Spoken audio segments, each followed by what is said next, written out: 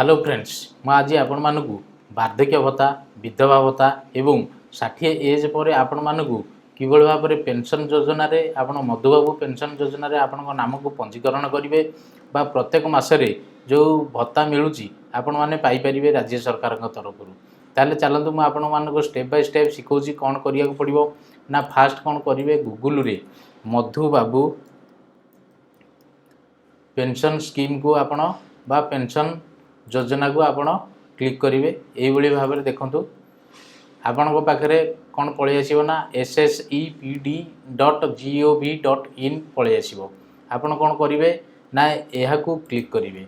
Friends आम पाखे यही गोटे पेज पलि आसो एठारे लिखाई सामाजिक सुरक्षा भिन्नक्षम सशक्तिकरण विभाग ओडिशा सरकार आपण एठारे कौन करेंगे ना फास्ट लिखाई जे पेंशन स्कीम आपण यह कौन करेंगे क्लिक करेंगे।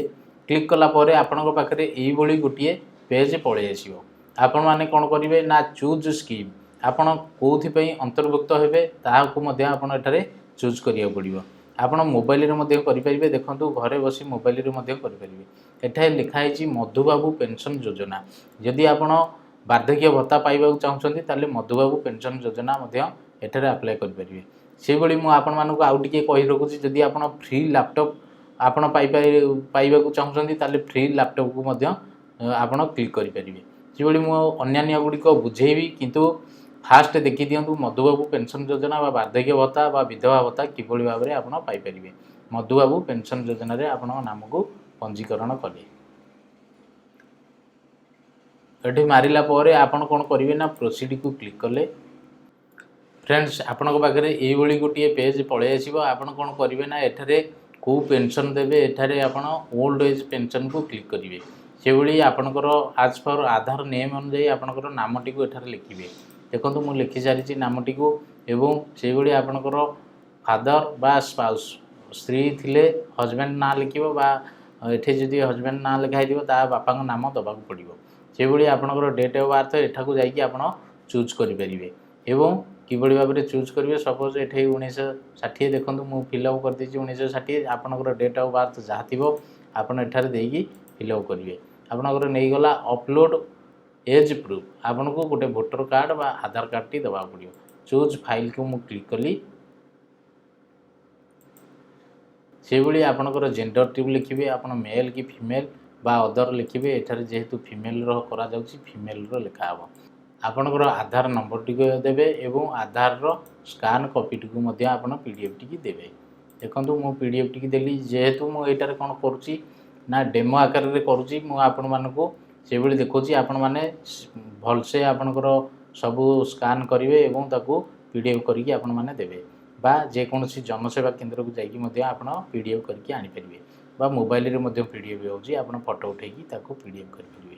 से भली आपनकर मोबाइल नंबर टी लिखिए आपण मोबाइल नंबर टी लिखिए एवं एटार स्टेट तो फिलअप हो जाइए आपनकर डिस्ट्रिक्ट को देवे से भली आपनकर डिस्ट्रिक्ट देली आपनकर डिस्ट्रिक्ट देवे एवं सब डिवीजन देवे एवं एड्रेस टाइप आपनकर माने यूएलबी बा ब्लॉक रे देवे आपन कोन करिवे ना सब डिवीजन लिखले ब्लॉक रे देले जदि आपनकर एनएसी एरिया जाउची ताले यूएलबी देवे आपन ब्लॉक नाटी को एठारे देवे सोशल कैटेगरी की आपन चूज करेंगे आपन जेनराल कि ओबीसी कि एससी एसटी कि माइनॉरिटी आपन देवे। सपोज जदि आपन जेनराल देले बा एससी एसटी आपन एससी एसटी आपन देवे। सपोज ये एससी कैटेगरी यहाँ एससी की मु चूज कली इनकम सर्टिफिकेट आपनकर जो आरआईटी जो इनकम सर्टिफिकेट आसो ताको आपन चूज करके एठारे पीडीएफ करके रखिथिबे आपन मध्य इनकम सर्टिफिकेट देवे। देखो मुझे इनकम सर्टिफिकेट रखी पीडीएफ करके एडिशनल डॉक्यूमेंट कौन अच्छी जदि आप देवे से भली आपनकर थंब बा सिग्नेचर गोटे चूज पीडीएफ फाइल गोटे दरकार आप सिग्नेचर गोटे पीडीएफ फाइल आपन दे पारिबे।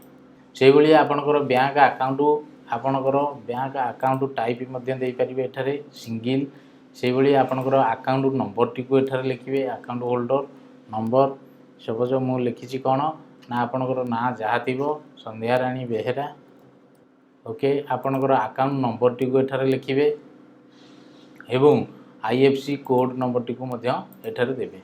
देखंतु मु आपनकर अकाउंट नंबर टी को लिखुची एवं आईएफसी कोड नंबर टी को लिखुची ଏଇଭଳି ଆପଣ ସବୁ ଦେଲା ପରେ ଆପଣ କ'ଣ କରିବେ ନା ଏଠାରେ ମଧ୍ୟ ଆପଣ କିଛି ଯଦି ଆପଣଙ୍କର ବ୍ୟାଙ୍କ ପାସବୁକ୍ ଅଛି ପାସବୁକ୍ ମଧ୍ୟ ଆପଣ ଅପଲୋଡ଼ କରିବେ। ଦେଖନ୍ତୁ ମୁଁ ପାସବୁକ୍ ଅପଲୋଡ଼ କଲି। ସେଇଭଳି ଆପଣ ଦେଇସାରିଲା ପରେ ଆପଣ କ'ଣ କରିବେ ନା ଏଠାରେ ଦେଖନ୍ତୁ ଡିକ୍ଲାରେସନରେ ଲେଖିବେ ଯଦି ଏଠାରେ ଆପଣଙ୍କୁ ଠିକ୍ ମାରିବାକୁ ପଡ଼ିବ। ଏଠାରେ କାହିଁକି ଠିକ୍ ମାରିବାକୁ ପଡ଼ିବ ନା ଯଦି ଆପଣଙ୍କର 60,000ରୁ ଅଧିକା ହେଉଛି ତାହେଲେ ଆପଣ ଆପ୍ଲାଏ କରିପାରିବେନି। ଯେଉଁ ଇନକମ୍ ସାର୍ଟିଫିକେଟ୍ ଦେଇଥିବେ ତାହା 60,000 ତଳକୁ ହୋଇଥିବା ଦରକାର। ଆପଣ ଠିକ୍ ମାରିଲେ ଏବଂ ଆପଣଙ୍କ ନାଁରେ କୌଣସି କ୍ରିମିନାଲ୍ କେସ୍ ନଥିବ। ତେଣୁକରି ଏଇଟାରେ ଆପଣଙ୍କ ନାଁରେ କୌଣସି କ୍ରିମିନାଲ୍ କେସ୍ ନାହିଁ। ଆପଣ ଠିକ୍ ମାରିଲେ ଏବଂ ଆପଣଙ୍କର ପରମାନେଣ୍ଟ ରେସିଡେଣ୍ଟାଲ୍ ଯେକୌଣସି ଯେଉଁ ଆଡ୍ରେସ୍ ଦେଇଛନ୍ତି ସେଠାରେ ଆପଣ ଅନନ୍ୟ ରହିଥିବେ 20 ବର୍ଷ ଖଣ୍ଡେ ରହିଥିବେ ବା ଆପଣ ସେଠାକାର ରେସିଡେଣ୍ଟାଲ୍ ପ୍ରୁଫ୍ ମଧ୍ୟ ଦେବେ। ଓକେ କରିବେ।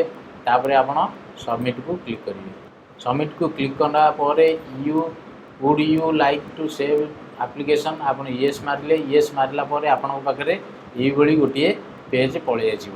ଆପଣ କ'ଣ କରିବେ ନା ଇଏ ଡିଟେଲ୍ସ ମୁଁ ବ୍ଲର୍ କରିଦେଇଛି। ଆପଣ କ'ଣ କରିବେ ନା ଏଇଭଳି ଗୋଟିଏ ପେଜ୍ ଆସିଲା ପରେ ଏହାକୁ ଆପଣ ପ୍ରିଣ୍ଟକୁ କ୍ଲିକ୍ କଲେ ଆପଣ PDFରେ ସେଭ୍ କରିପାରିବେ ବା ପ୍ରିଣ୍ଟ କରିକି ଗୋଟିଏ କାଗଜ ମଧ୍ୟ ଆପଣ ରଖିପାରିବେ। ଦେଖନ୍ତୁ ଏଇଭଳି ଭାବରେ ଆପଣଙ୍କର ପେଜ୍ଟି ପଳେଇ ଆସିଲା। ତାପରେ କ'ଣ କରିବ ନା ଆପଣଙ୍କୁ ଗୋଟେ ଆପ୍ଲିକେସନ୍ ନମ୍ବର ଏଠି ଦିଆଯାଉଛି। ଆପ୍ଲିକେସନ୍ ନମ୍ବରରେ ଆପଣଙ୍କର ଯେଉଁ ଆପ୍ଲିକେସନ୍ ନମ୍ବରଟାକୁ ଏଇଟାକୁ କପି କରିକି ରଖିଥିବେ। ଦେଖନ୍ତୁ ମୁଁ ବ୍ୟାକ୍ କରିକି ଯାଉଛି।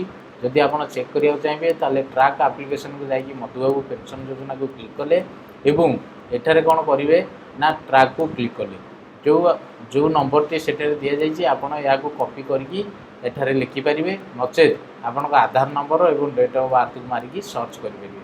ଦେଖନ୍ତୁ ଆପ୍ଲିକେସନ୍ ଟ୍ରାକ୍ ନମ୍ବରକୁ ଲେଖିଲି, ସର୍ଚ୍ଚ ମାରିଲି, ଆପଣଙ୍କର ଡିଟେଲ୍ସ ଟୋଟାଲି ପଳେଇ ଆସିଲା। ଆପଣଙ୍କର ନେମ୍ ଆସିଯିବ ଏବଂ ଫାଦର ନେମ୍ ଆସିଯିବ, ହଜବ୍ୟାଣ୍ଡ ନେମ୍ ପଳେଇ ଆସିବ, ଡିଷ୍ଟ୍ରିକ୍ଟ ନାଁ ପଳେଇ ଆସିବ, ମୋବାଇଲ୍ ନମ୍ବର ଆସିବ ଏବଂ ଆପଣଙ୍କର ଆପ୍ଲିକେସନ୍ ଷ୍ଟାଟସ୍ ରିପୋର୍ଟ ଟୋଟାଲ୍ ପଳେଇ ଆସିବ। ଆପଣମାନେ ଏହିଭଳି ଭିଡ଼ିଓ ଦେଖିବା ପାଇଁ ଆମ ଚ୍ୟାନେଲକୁ ସବସ୍କ୍ରାଇବ୍ କରନ୍ତୁ।